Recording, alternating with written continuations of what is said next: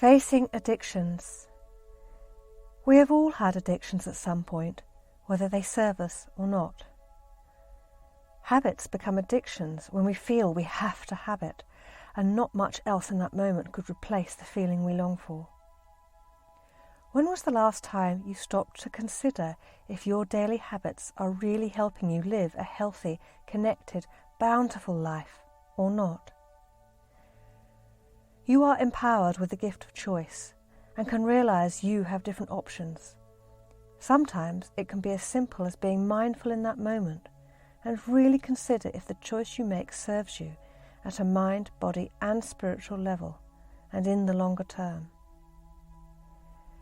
Just because you think it's good for your body, does your higher self thank you for consuming or participating? What if your higher self longs for you to find that fulfillment in your heart instead? Sometimes, though, it can be a tougher choice. The addiction is ingrained. The voice in our head longs for the relief or enjoyment it would give us and badgers us to get on with it. The taste buds may be tingling or the adrenaline pumping, knowing how good we feel when we have that thing. Or maybe it's a matter of escaping your mind and reality for a while. It may only last a few moments, minutes or hours, though your mind tells you it is totally worth it just to feel better, to focus elsewhere other than being with your thoughts and feelings for a while. If you have any sense of any addiction is out of control and are having a major detrimental effect on your well-being and those around you, please seek professional help. These words are to help those just on an everyday basis to improve the quality of their life. When we stop to consider why we have addictions, it's always because we think we can't have the fulfillment within ourselves and it has to come from an external source. We crave the next fix of caffeine or food, nicotine or alcohol, drugs or even screen time. The habit may not be out of control. It could just be a 1 cup or glass a day habit. You still feel you need it though, because you long to feel differently. Now, without making anything right or wrong, let's just consider a few commonplace addictions briefly.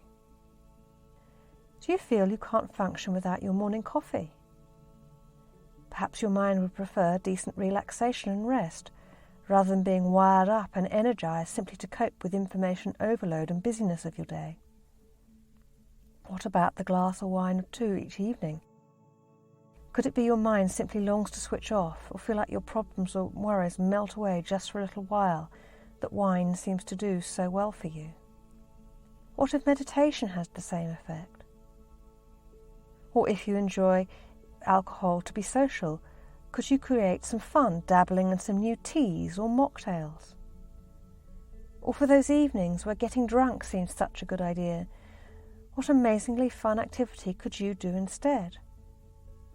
It's easier when you realize you are worth thinking and caring about.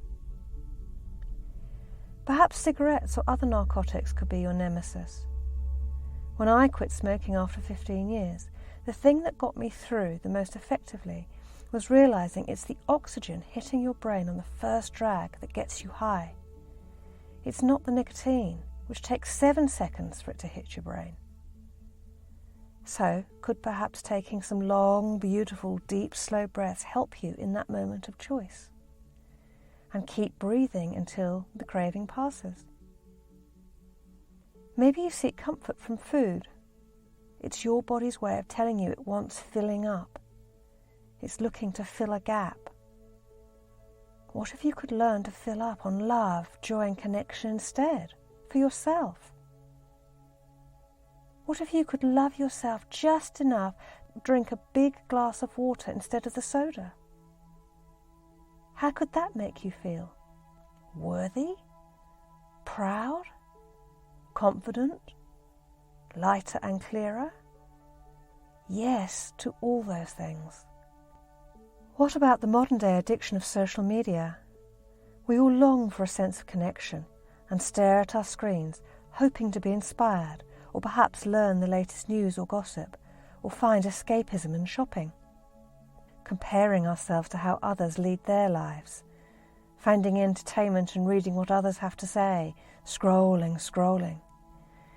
Adds the prompt feelings of inadequacy sometimes, that we don't know enough or aren't good enough yet, so you need more training or another course, and you're being sold to continuously in your relax or downtime, as you believe. How could you feel if you met someone face to face or on the phone for a real conversation from the heart? Or even invite them onto Messenger or another texting service where you could have a one-to-one communication and connection without worrying what everybody else thinks and feels and says about it. Could you sense the tangible connection from a face-to-face connection, the invisible threads that link you together, that simply can't be transmitted with the same effect across the internet for all to see? Or how about taking time to connect with yourself, to your heart? For that is what you truly desire. That is your own fulfillment. It's just that your mind may not recognize it. Is it time for you to consider if you're making the best choices? How good would you feel if you found another way, a healthier substitute, or a real-life connection? Could you love yourself enough to try, one day at a time? Our minds and bodies go off like clockwork. We don't stop for a moment to think if the morning coffee is a stand-in for lack of rest or sleep. We reach for that chocolate bar or snack when we feel hungry without being mindful of choice. Pouring a wine is quicker than boiling a kettle. What if we could have a little voice inside that could cheer us on for a different choice, instead of prompting us for the ones that don't serve us? Could your mind be open to that? Perhaps you could name it, maybe Healthy Choice Angel, or the Love Dude, it doesn't matter. When you name it, you name support, you feel that support. A voice to support you in a really positive way. For you to call on whenever those decisions in those moments are hard. To help empower yourself and remind you of the long-term benefits are so much greater than any short-term quick fix. You get to create the terms of your relationship with this inner voice, what you'd like them to remind you of and when. Make a commitment to your inner guidance health angel, to do your best to acknowledge and make a different choice. Sure, there'll be moments you won't hear it or you still stick to plan A. That's okay. When you understand this inner voice comes with unconditional love, no matter whatever you do, you can start to let go of self-judgment and realize you can support yourself. It doesn't need to come from outside you, the solutions or the help. You have the capability within you to make a different decision because your mind, body and spirit are worth it. How good would it feel to know you're finding other ways to fuel your body that really serve you? Do this in conjunction with finding ways to fuel your heart and spirit. That will be your key and your fast track to changing your life and breaking your addictions. Finding pleasure in other ways that really light you up and float your boat. After all, the only reason we have addictions is to get, temporarily, the feelings of release, relief, energy, connection, peace and enjoyment. What could your life look like if you knew how to get them anyway, anytime you choose?